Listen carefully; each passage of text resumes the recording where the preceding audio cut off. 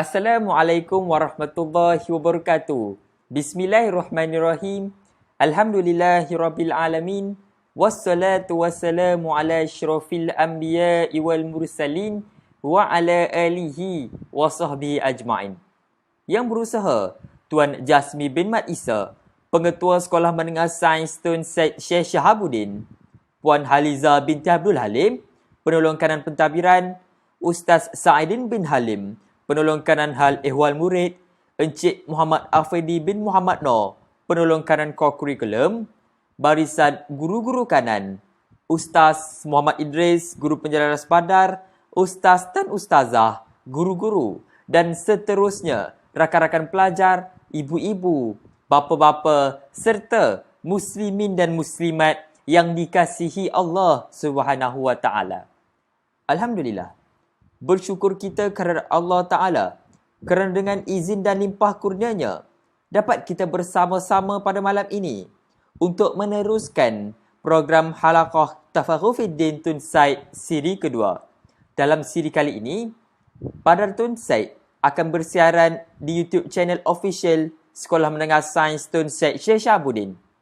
Untuk pengetahuan sidang hadirin, kali ini Badar Tun Syed telah pun bersiaran langsung sebanyak 5 kali berturut-turut dalam 5 minggu.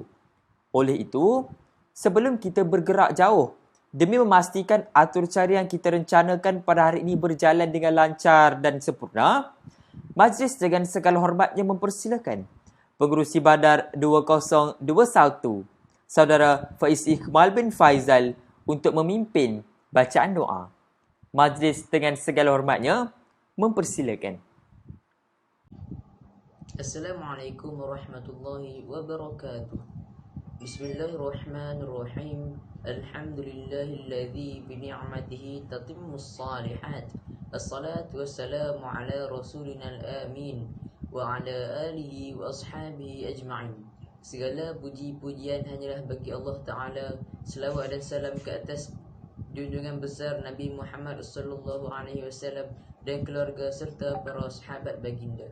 Ya Rahman, Ya Rahim, Ya Allah, kami merafakkan kesyukuran kepadamu atas perkenan dan izinmu. Hari ini kami hamba-hambamu mampu berhimpun dan berkumpul bagi menjayakan majlis ini. Padamu kami memohon agar majlis kami ini mendapat keberkatan dan keridhaanmu jua. Ya Munzilur Rahmah wa Ya Fatihal Barakah, kurniakanlah kami lisan yang lembut dan basah untuk sentiasa menyebut namamu, agar kami terus mengingati dan mensyukuri nikmatmu, serta badan yang sihat untuk menunaikan perintahmu. Ya Allah, Ya Qadiyal Hajat, Ya Allah, Ya Tuhan kami, seandainya di dalam majlis ini terdapat perkara yang mengundang kemurkaanmu, maka ampunkanlah kami. Sesungguhnya Engkau Maha Pengampun lagi Maha Penyayang. Jadikanlah kami di antara hamba-hambamu yang sentiasa mendengar dan mengikut perkataan yang baik. Allahumma ja'al jam'ana hadha jam'an marhuma wa tafarraqna min ba'dihi tafarraqan ma'suma wa la taj'al lahuma fina wa la ma'ana syaqiyan wa la mahruma. Rabbana atina fid dunya hasanah wa fil akhirati hasanah wa qina 'adzaban nar. Wa sallallahu ala Muhammadin wa ala alihi wa ashabihi ajma'in. Walhamdulillahi rabbil alamin.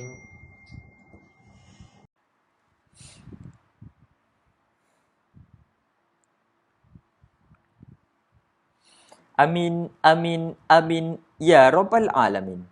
Majlis merakamkan jutaan terima kasih atas bacaan doa itu tadi.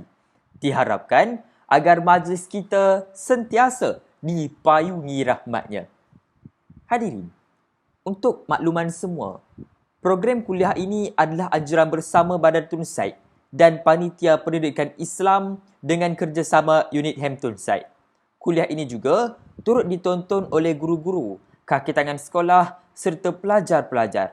Untuk itu, sebelum saya menyerahkan majlis kepada yang berbahagia penceramah kita pada malam ini, suka untuk saya mengingatkan kepada semua penonton beberapa perkara.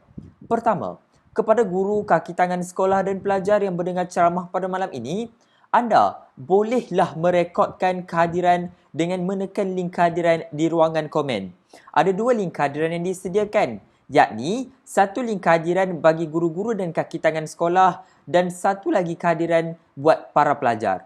Kedua, saya juga ingin memohon jasa baik sidang penonton agar tidak aktif bermesej dalam ruangan komen, namun sentiasa fokus dan menelaah apa yang disampaikan oleh yang berbahagia penceramah kita pada malam ini. Sama-samalah kita hayati setiap mesej dalam taman ilmu dan budi ini. Sidang hadirin yang dirahmati Allah Subhanahu Wa Taala. Siri kuliah mingguan bersama Murabi cukup bertuah. Kerana minggu kelima daripada 5 minggu ini akan disampaikan oleh seorang guru pendidikan Islam, yakni Ustaz Muhammad Idris merangkap Guru Badar Tun Said 2021. Untuk itu, majlis dengan segala hormatnya mempersilakan Ustaz Muhammad Idris untuk menyempurnakan ceramah. Dengan segala hormatnya, mempersilakan. Bismillahirrahmanirrahim. Alhamdulillahillazi syaraha sudura ahli al-Islam bil huda. Asyhadu an la ilaha illallah wahdahu la syarika lah, ilahan wahida. Wa asyhadu anna sayyidana Muhammadan abduhu wa rasuluh, ma akramahu abdan wa sayyidah, wa a'zamahu aslan wa mahtidah. Sallallahu alaihi wasallam wa ala alihi wa sahbihi ghuyuthan nada. Salatan wa salaman daimaini min al-yawmi ila an yab'atha an-nasa ghada. Allahumma salli wa sallim ala Sayyidina Muhammad wa ala alihi wa sahbihi ajma'in. Allahumma inna na'udzubika min jahdil bala wa darqis syaqa wa su'il qada wa syamamatil a'da. Rabbana afrigh alaina sabran wa sabbit aqdamana wansurna ala al-qawmil kafirin. Rabbi syrah li sadri wa yassir li amri wahlul 'uqdatam min lisani yafqahu qawli. Hasbunallahu ni'mal wakil, ni'mal maula wa ni'mal nasir. Assalamualaikum warahmatullahi wabarakatuh. Yang dikasihi anak anda pengacara majlis, yang berusaha Encik Jasmi bin Muhammad Nur, pengetua Sekolah Menengah Sains Syekh Syahabuddin, Puan Haliza binti Abdul Halim, penolong kanan Sekolah Menengah Sains Syekh Syahabuddin, Tuan Haji Saidin bin Halim, penolong kanan Haliwa Murid, Encik Muhammad Effendi bin Muhammad Nur, penolong kanan co-curriculum, barisan guru-guru kanan, guru-guru cemerlang, rakan-rakan guru, serta anak-anak pelajar yang dikasihi dan dirahmati oleh Allah SWT, serta hadirin dan hadirat pencinta majlis ilmu. Sebelum kita bergerak lebih jauh, Ustaz suka pada hari ini mengambil kesempatan untuk mengingatkan kepada kita semua mengenai satu hari penting dalam syariat Islam, iaitu Hari Arafah.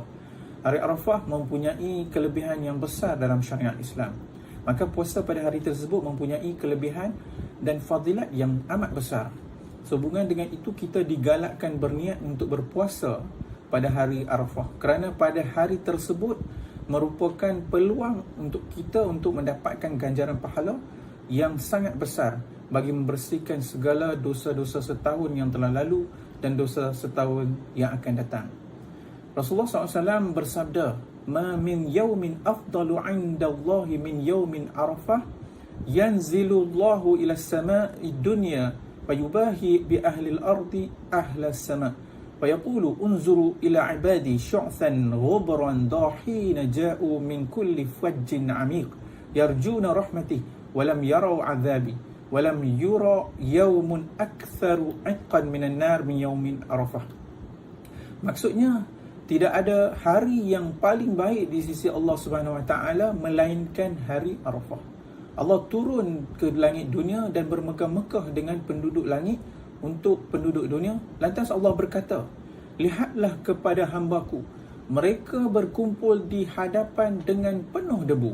Mereka datang dari semua penjuru yang jauh. Mereka mengharapkan rahmat-Ku dan tidak mengharapkan azab.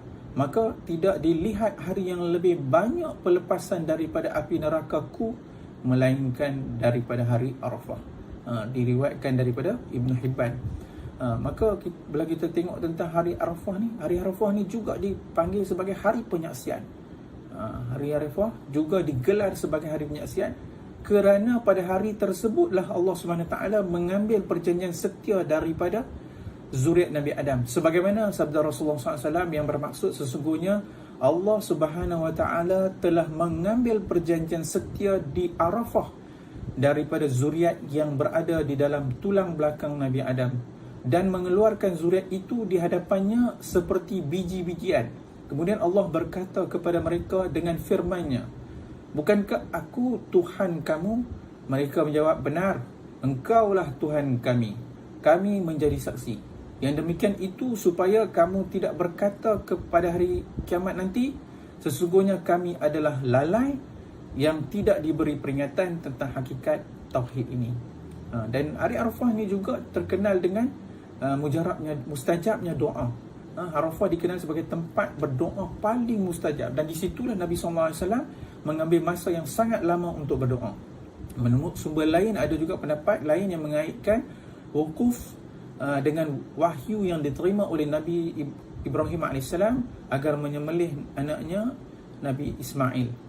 Dalam hadis yang lain pula, yang hadis diriwayatkan oleh Abdullah bin Amr, bahawa Rasulullah SAW bersabda, "Khairud doa yaumi Arafah." Sebaik-baik doa adalah doa pada hari Arafah. Memang begitu banyak kelebihan hari Arafah yang disambut pada setiap 9 Zulhijjah ini, iaitu sehari sebelum Hari Raya Aidiladha. Untuk tu marilah kita sama-sama setkan dalam reminder handphone kita dan rebutlah peluang kesempatan ini agar kita tak terlepas untuk membanyakkan amalan pada hari Arafah ni.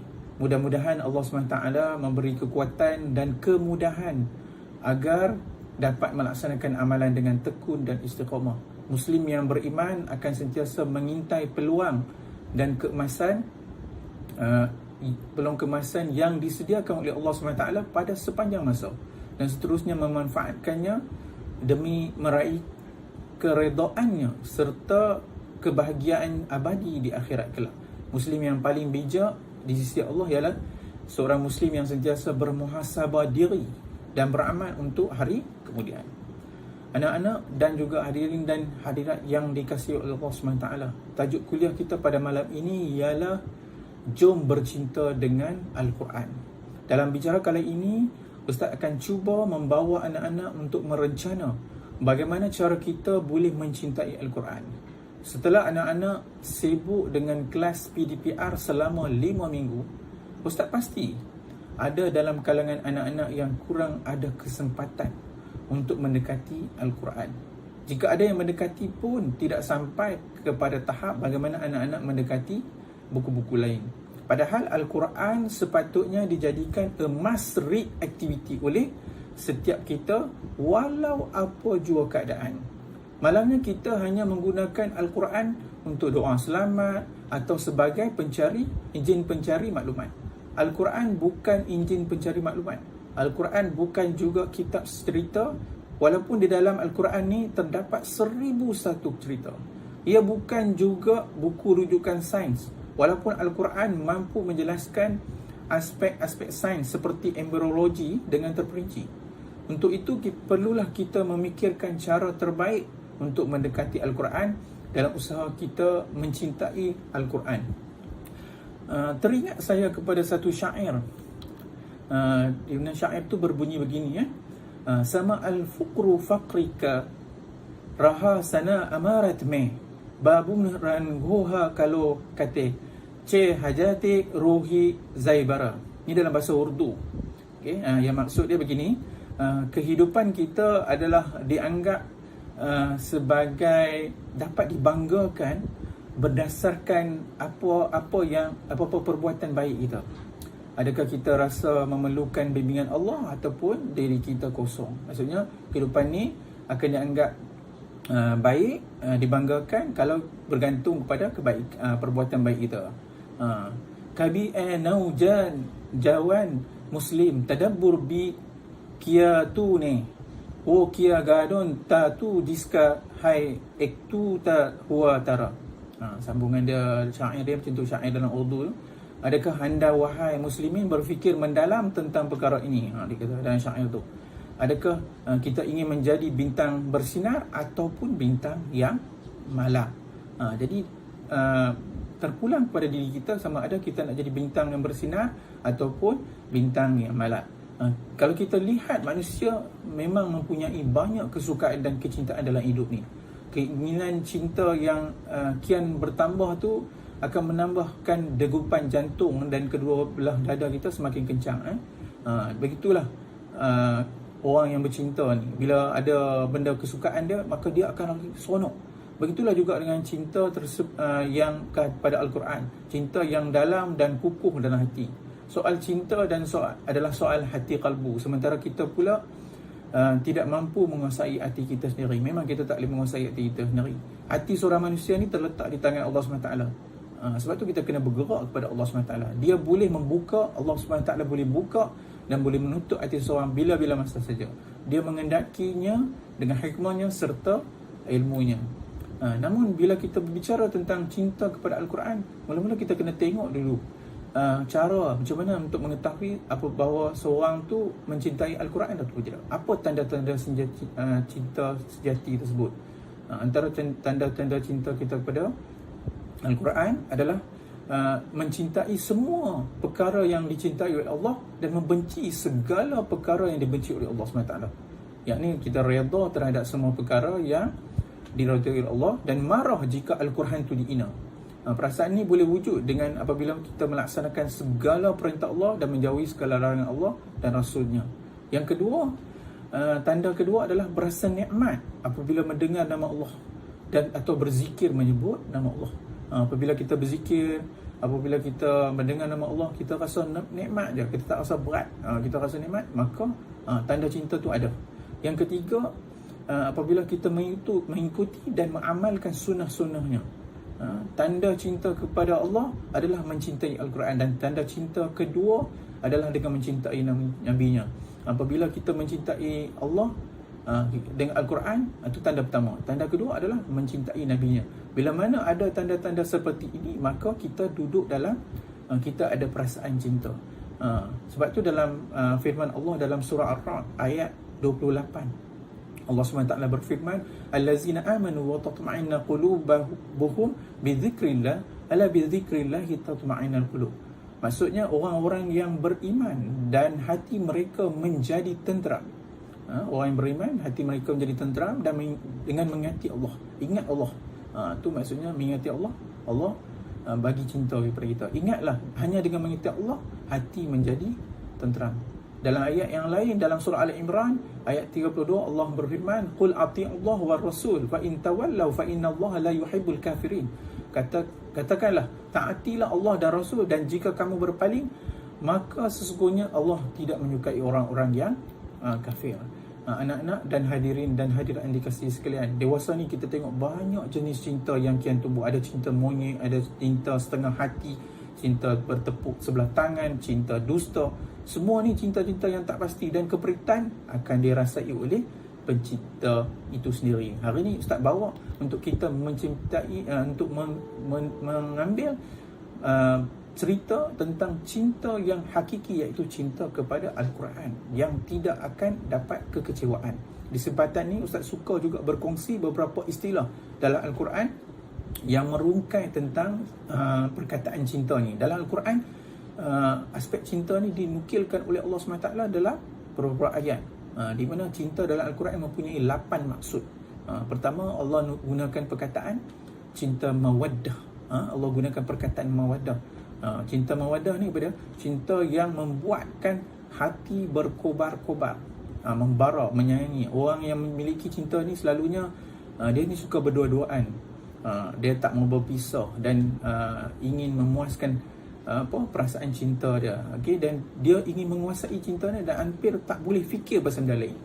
Jadi kalau kita ada cinta kepada Al-Quran, jadi kita kalau ada cinta mawaddah kepada Al-Quran, cinta tu maksudnya kita tak boleh berenggang dengan Al-Quran. Dalam surah Ar-Rum ayat 21, Allah merungkaikan cinta mawaddah ni, wa min ayati an khalaqa lakum min anfusikum azwajan litaskunu ilaiha wa ja'ala bainakum mawaddatan wa rahmah inna fi dzalika laayatin liqaumi yatafakkarun. Maksudnya di antara tanda-tanda kekuasaannya ialah dia menciptakan untuk kamu isteri-isteri dari jenis kamu sendiri, supaya kamu cenderung dan merasa tenteram. mawaddah, tentera dengannya, dan dijadikannya di antaramu rasa kasih sayang. Sesungguhnya yang demikian itu benar terdapat tanda-tanda bagi orang yang berfikir. Itu yang pertama, cinta mawaddah. Yang kedua adalah cinta rahmah. Okay? Cinta jenis ni adalah cinta yang suka, yang penuh dengan kasih sayang, lemah lembut. Dia ni bersedia untuk berkorban, melindungi. Dan orang yang memiliki cinta ni lebih banyak orang menjaga orang yang disayangi berbanding diri sendiri. Dia sendiri teruk pun tak apa, dia sayang orang dia. Yang penting bagi dia adalah kebahagiaan orang yang dicintainya, walaupun dia harus menderita.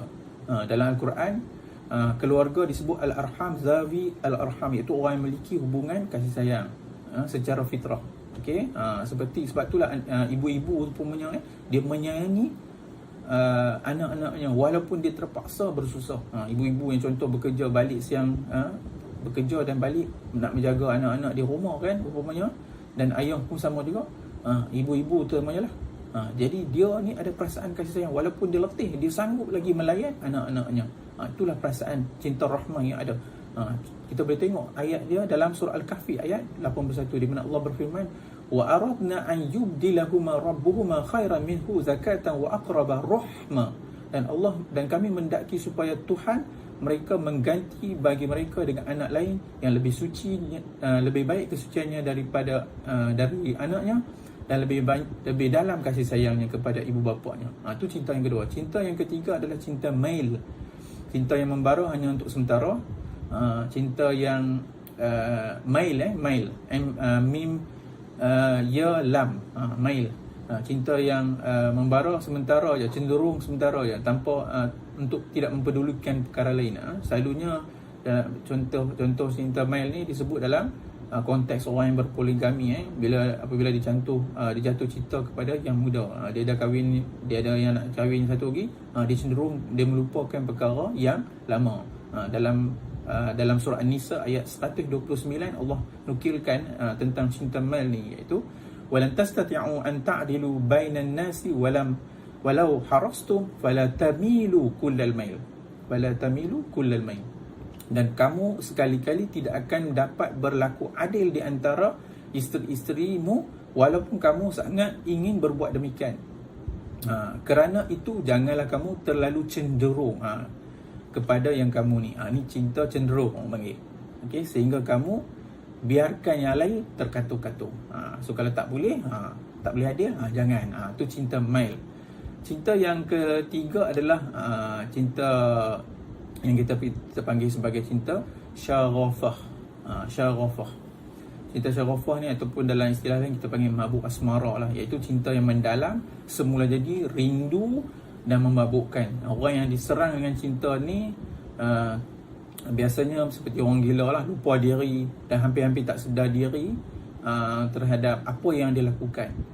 Dalam Al-Quran Allah menggunakan perkataan syarafah ni kepada cinta Zulaikha, isteri pembesar Mesir, kepada Nabi Yusuf AS, di mana bila dia lupa diri, dia lupa diri, jadi gila, lupa diri, tak sedar diri apabila melihat Yusuf AS yang handsome. Di mana dalam surah Yusuf ayat 30 ada istilah ni, iaitu waqala niswatun fil madinah imra'atu aziz turawidu fataha an nafsi qad shaghafaha hubba inna naraha fi dhalalin mubin. Maksudnya berkata sekumpulan perempuan di bandar itu, sesungguhnya isteri raja telah menggoda anak bujangnya dengan dirinya sendiri. Dia telah terkena kemabukan cinta. Kami melihatnya, kemabukan cinta tu, kami melihatnya isteri raja dalam keadaan yang sesat. Ni kemabukan cinta. Cinta syarafah. Cinta yang seterusnya adalah cinta ra'fah.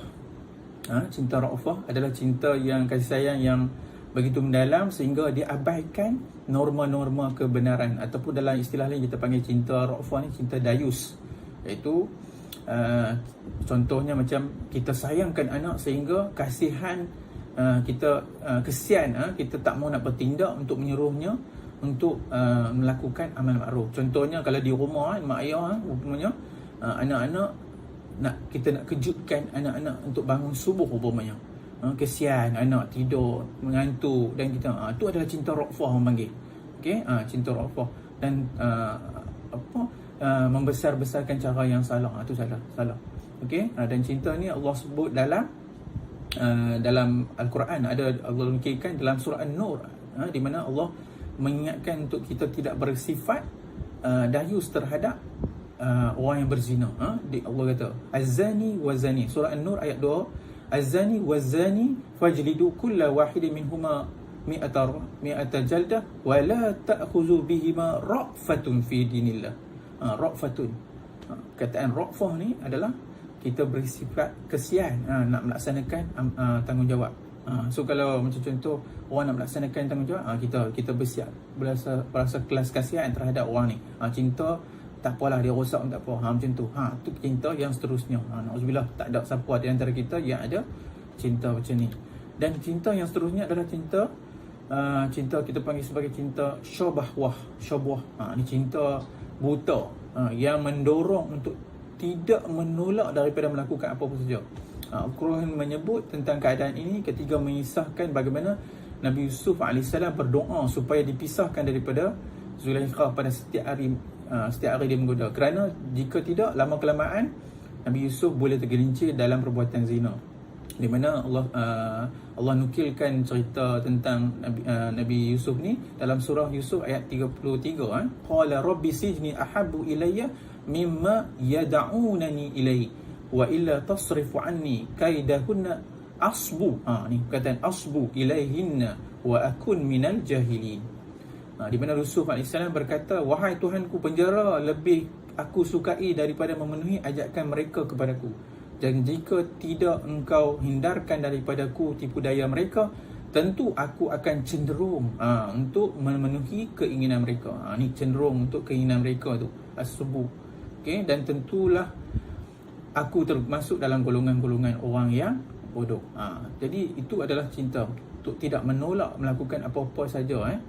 Jadi untuk dipisahkan daripada benda maksiat. Dan yang terakhir adalah cinta syauq, cinta rindu.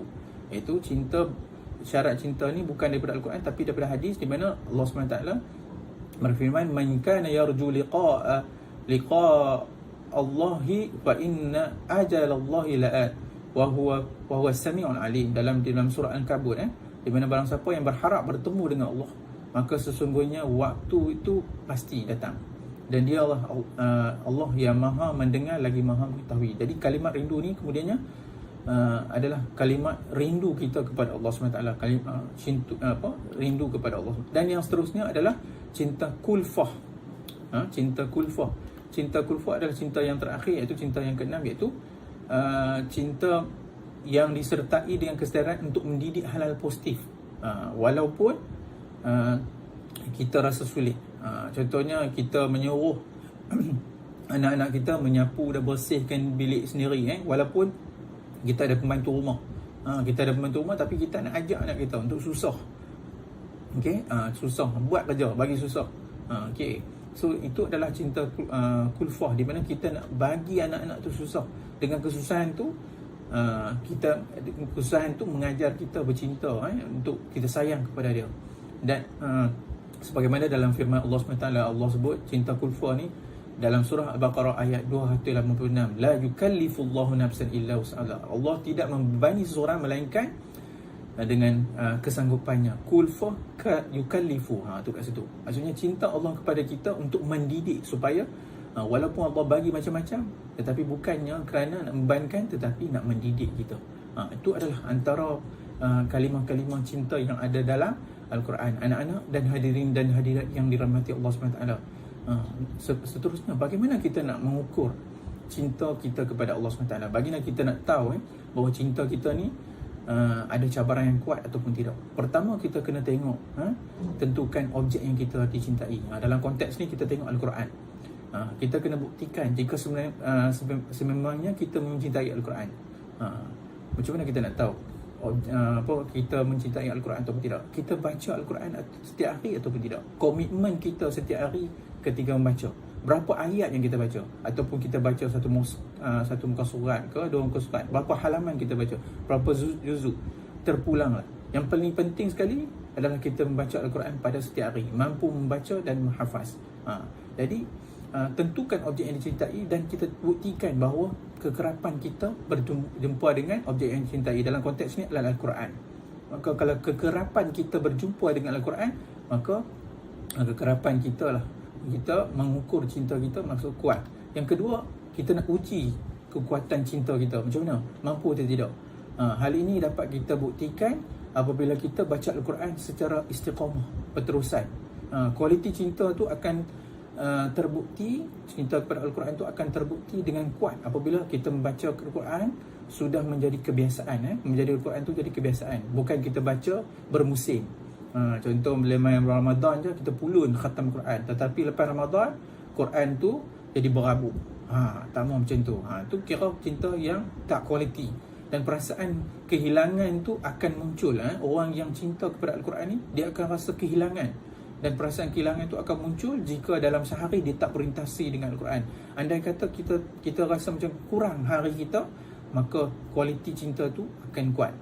Yang ketiga, yakinkan diri bahawa apa yang kita lalui ni hanya kerana Allah SWT, atas perintah Allah dan petunjuknya, hanya untuk dan kerana ibadat semata-mata, disebabkan niat yang tulus, bukan kerana orang suruh.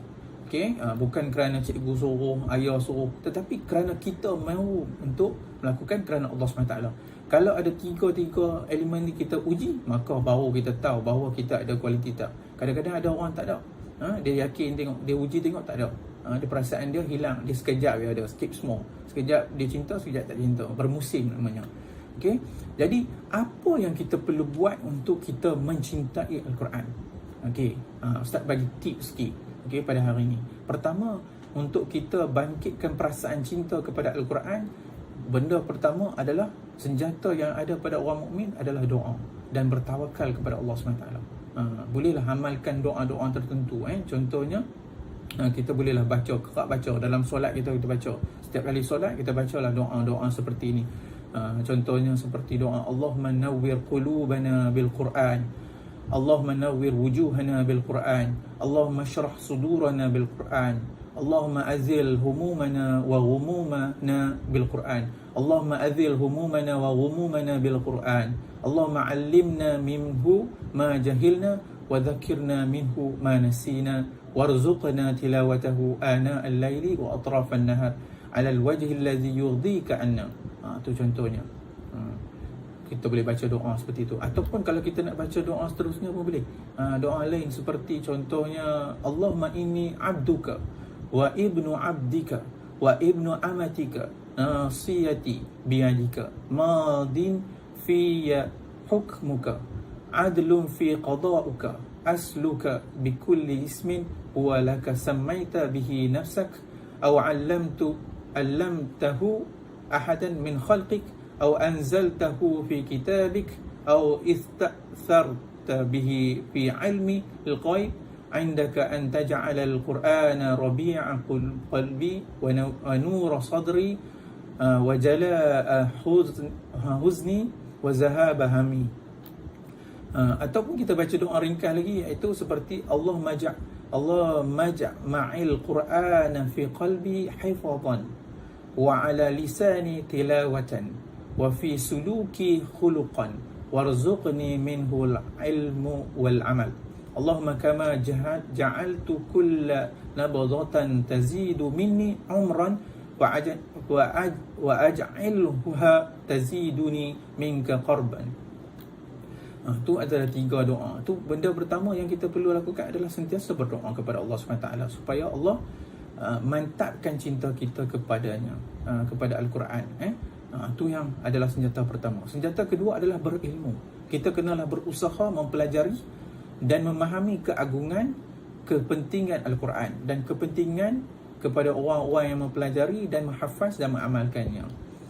Dan kita kena mulalah membaca Al-Quran. Mula membaca. Sasarannya bukan nak baca, boleh membaca, tetapi dalam membiasakan diri membaca Al-Quran. Sebab tu hadis Rasulullah SAW daripada Abu Umamah radhiyallahu anhu, di mana Rasulullah SAW bersabda, Iqra'ul Quran fa innahu ya'ti yawmal qiyamati syafi'an li ashabi. Bacalah Al-Quran kerana sesungguhnya ia akan datang pada hari kiamat sebagai syafaah kepada para pembacanya. Dalam riwayat hadis yang lain daripada Abu Hurairah radhiyallahu anhu, Rasulullah SAW bersabda, "Wa majtama'a qaumun fi baitin min buyutillah yatluna kitab Allah wa yatadarasunahu bainahum illa nazalat alaihi sakinah wa ghashiyatuhumur rahmah wa hafadhatuhumul malaikah wa dzakarahumullahu fi man 'indah wa man bata'a bihi amaluh lam yusra' bihi nasabuh."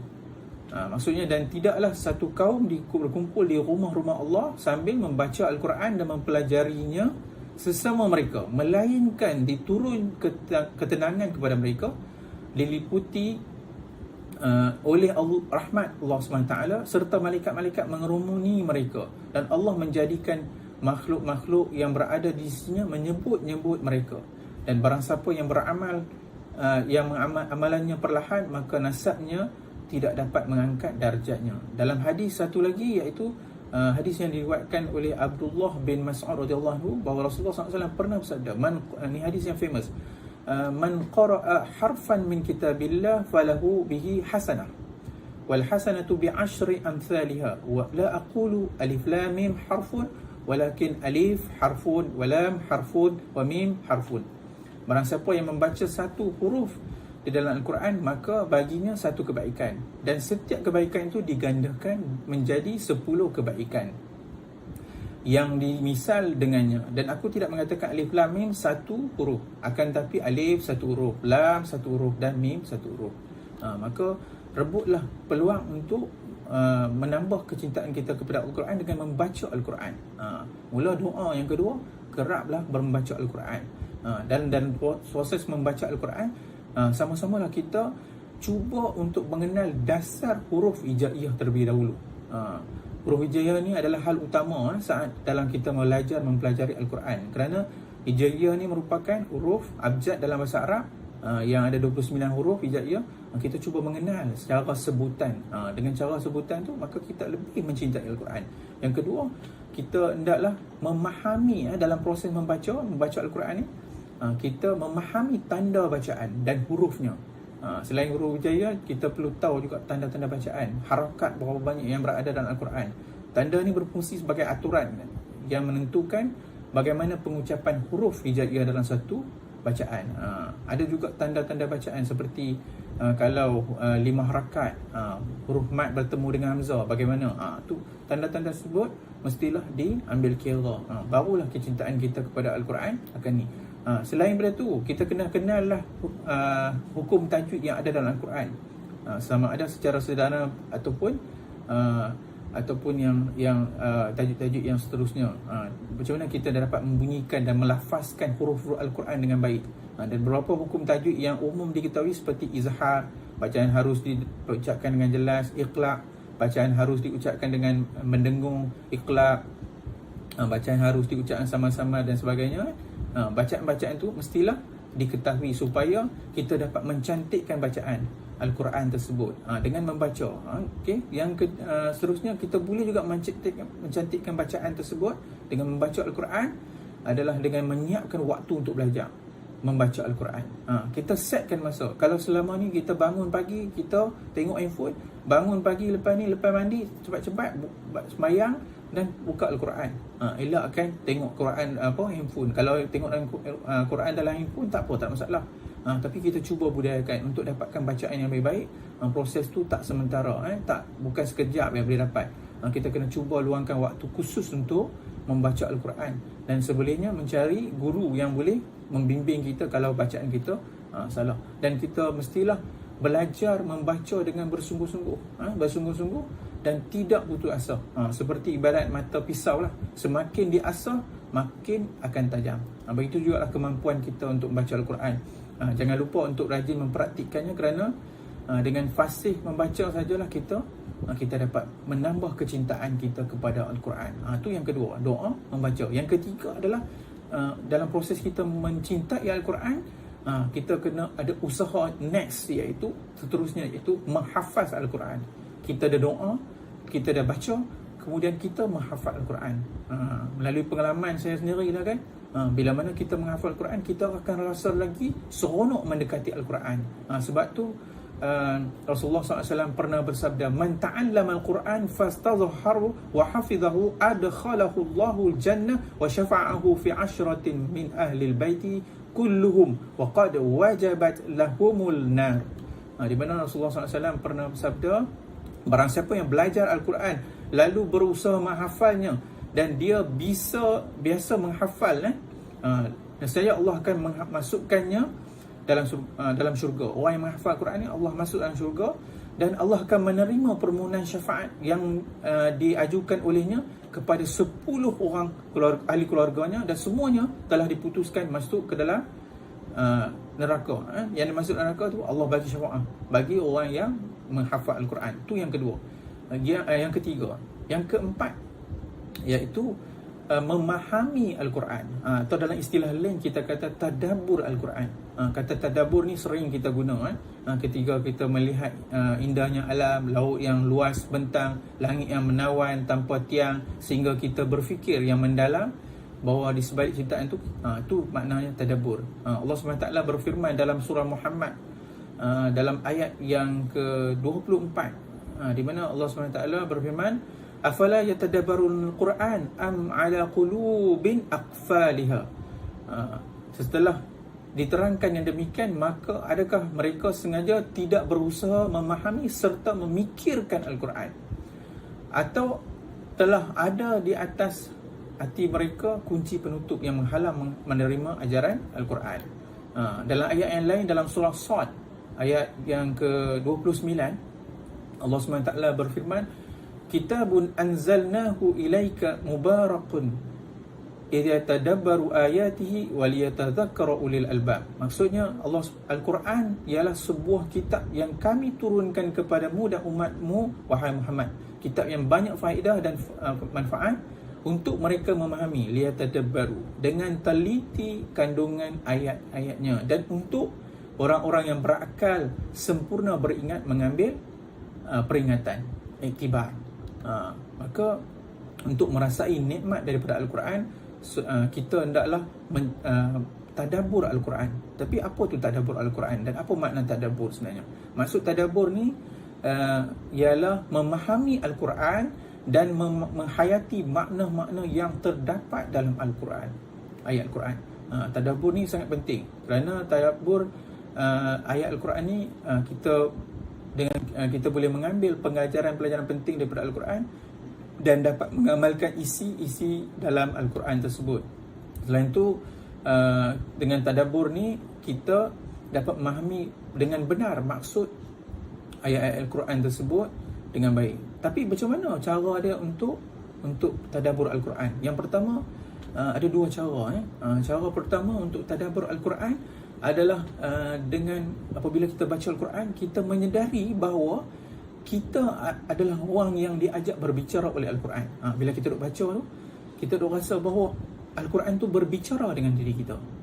Itu adalah cara tadabbur yang pertama. Cara yang kedua adalah kita memikirkan kandungan Al-Quran dan mengambil pelajaran dia. Kita baca, kita ambil fikirkan, tengok maksud, terjemahan dan sebagainya, dan kita fikirkan apa pengajaran yang kita boleh ambil daripada ayat tersebut. Tu ada dua cara. Satu, bila kita baca, kita duk rasa bahawa ayat tu berbicara dengan kita. Tu kita hebat. Yang kedua adalah kita fikirkan kandungan Al-Quran. Jangan baca Al-Quran tanpa memikirkan kandungan, tengok terjemahan dan sebagainya. Itu adalah aspek yang seterusnya, iaitu tadabbur Al-Quran. Dan contoh tadabbur ialah apabila kita jumpa ayat perintah yang kita baca, maka kita lihat sendiri apakah sudah kita mengamalkan perintah tersebut ataupun belum lagi.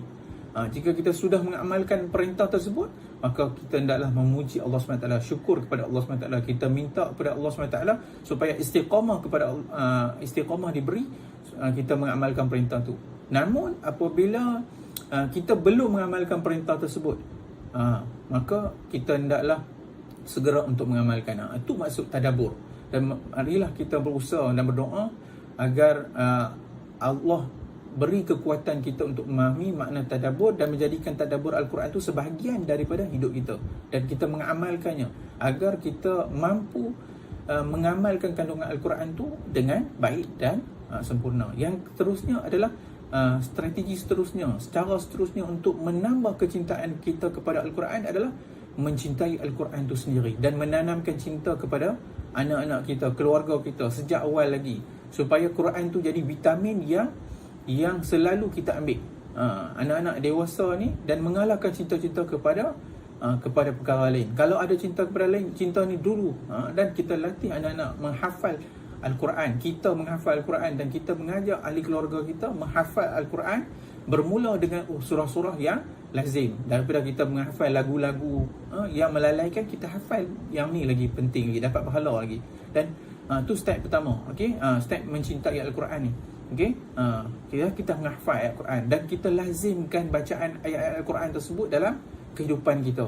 Okey, kita buatlah latihan dengan ahli keluarga, anak dan anak, suami isteri, anak dan sebagainya, semua ahli keluarga pakat-pakat. Okey, hari ni kita hafal, semua pakat hafal ayat tersebut. Maka sama-sama kita tasmid dan sebagainya. Itu akan meningkatkan cintaan kita kepada ayat Al-Quran. Seterusnya, apa lagi kita boleh buat dengan untuk mencintai Al-Quran adalah kita ceritakan. Okey, kita ajak ahli keluarga kita untuk menceritakan kisah daripada surah Al-Quran. Kita baca Al-Quran, dan bila kita jumpa kisah dalam Al-Quran, kita cerita kepada anak dan ahli keluarga kita, kepada adik kita, kepada abang kita. Kita cerita. Dengan menceritakan tentang kisah-kisah dalam Al-Quran, kita boleh menambah kecintaan kita kepada Al-Quran. Dan yang terakhir sekali adalah mengamalkan Al-Quran. Ini adalah kemuncak resipi yang memberi rasa kasih sayang, memberi rasa perasaan cinta kepada Al-Quran. Orang yang rasa yang membuatkan kita tidak ada lagi rasa lain lagi selain daripada akur kepada perintah Allah dan Rasul. Sebab tu bila kita tengok fitrah manusia khususnya yang dididik dengan Al-Quran dari kecil akan kembali kepada kitab suci, termasuk apabila terutamanya kita tengok dalam bulan puasa. Bagaimana susah, macam mana pun kita, jiwa kita akan tarik pada Al-Quran. Contohnya Ramadan, secara automatik hati kita akan kuat untuk membaca Al-Quran. Tapi malangnya selepas Ramadan, kita renggang dengan Al-Quran. Sepatutnya kita jadikan Ramadan tu sebagai satu medan untuk kita buat mekarkan Al-Quran tu sepanjang bulan lagi. Itu adalah patutnya. Sebab tu bila mana berbicara tentang kehidupan mengamalkan Al-Quran, Huzaifah radhiyallahu anhu pernah berkata bahawa Rasulullah SAW pernah bersabda, hendaklah kamu sekalian beredar bersama kitab Al-Quran. Kitab Al-Quran ke mana saja ia beredar. Maksud dia apa? Kita ikut je Al-Quran. Al-Quran pergi mana, kita ikut. Itu maksud dia, hidup kita di bawah naungan Al-Quran.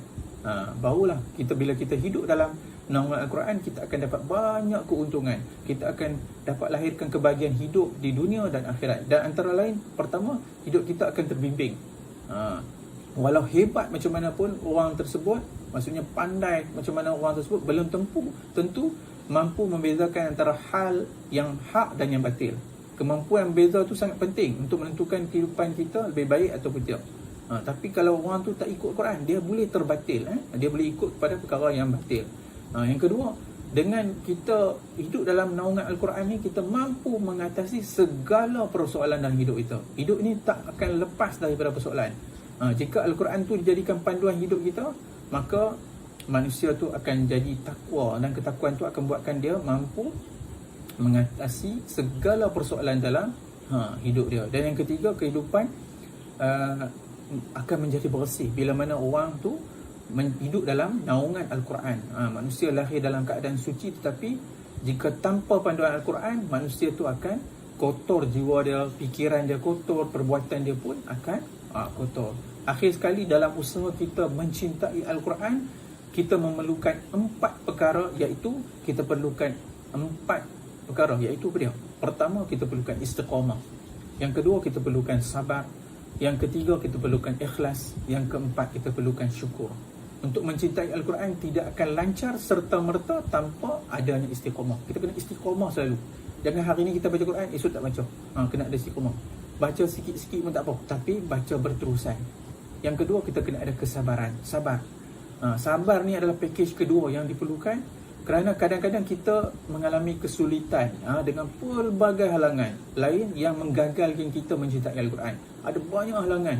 So kesabaran tu adalah perkara yang menjadi pakej kedua untuk kita mencintai Al-Quran. Yang ketiga, ikhlas. Ikhlas ni adalah package paling penting sekali. Sebab mencintai Al-Quran adalah ibadah. Dan tanpa keikhlasan, usaha kita ni sia-sia saja. Jangan mencintai Al-Quran kerana orang lain, tapi mencintai Al-Quran kerana Allah SWT. Maka Allah akan turunkan keberkatan dalam kecintaan tersebut. Cinta tu adalah keberkatan. Dan akhir sekali, syukur. Okay? Iaitu kita hendaklah panjatkan rasa terima kasih kepada Allah SWT kerana Allah mudahkan kita mendekati dan mencintai Al-Quran. Jangan kita rasa hebat, rasa belagak, rasa seronok, rasa bangga. Kita kena rasa syukur. Barulah segala usaha kita untuk mencintai Al-Quran itu akan sempurna. Bila mana kita ada istiqamah, kita ada sabar, kita ada ikhlas dan kita ada syukur dalam usaha kita untuk mencintai Al-Quran. Akhir sekali perlulah kita ingat, apa jua yang kita lakukan, apa-apa pun bermula dengan diri kita. Jika anak-anak dan hadirin sekalian memasang niat untuk mendekati dan mencintai Al-Quran, bermula cuti sekolah ni, insya-Allah usaha ke arah tu mencintai Al-Quran akan dimudahkan oleh Allah SWT.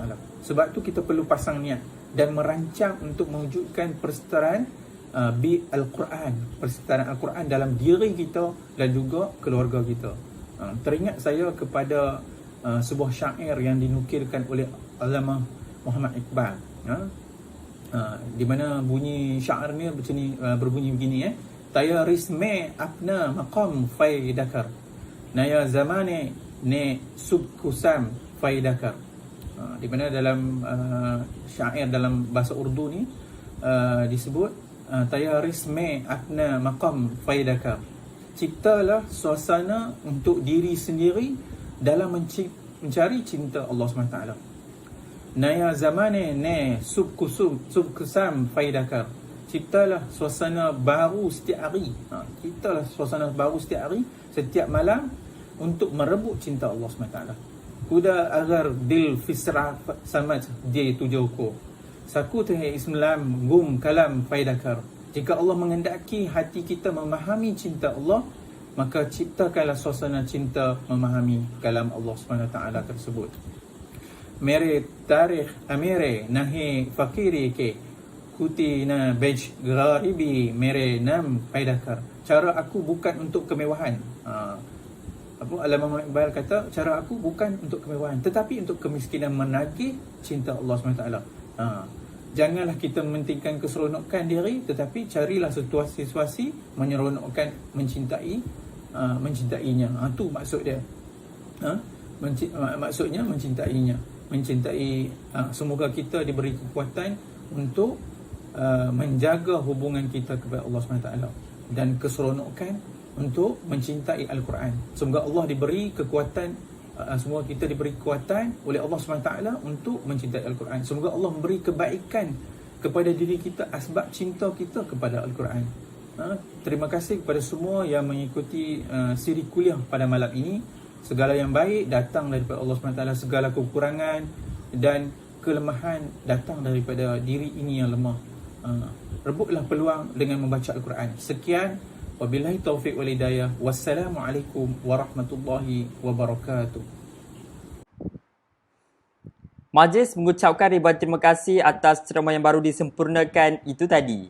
Diharapkan kita sebagai seorang pelajar sentiasa mengambil ilmu dan pemahaman daripada konteks yang disampaikan sepanjang sesi ceramah pada malam ini.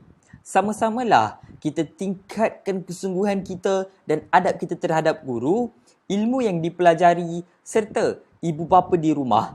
Semoga apa yang telah disampaikan itu tadi menjadi iktibar, panduan serta pedoman lebih-lebih lagi buat kita, remaja yang masih mentah untuk meneruskan kehidupan.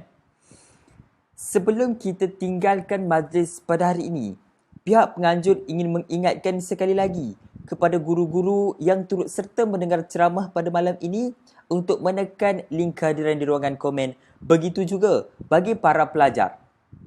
Hadirin sekalian, dengan berakhirnya ceramah itu tadi, maka tamatlah program pada malam ini dan tamatlah program Halaqah Tafaqquh Fiddin siri kedua Tunsat. Saya memohon ampun dan maaf andai ada tersalah bicara sepanjang mengendalikan majlis ini selama 5 minggu berturut-turut. Sekian. Wabillahi taufiq wal hidayah. Wassalamualaikum warahmatullahi wabarakatuh. Kita tamatkan majlis kita dengan dengan tasbih kifarah dan surah Al-As.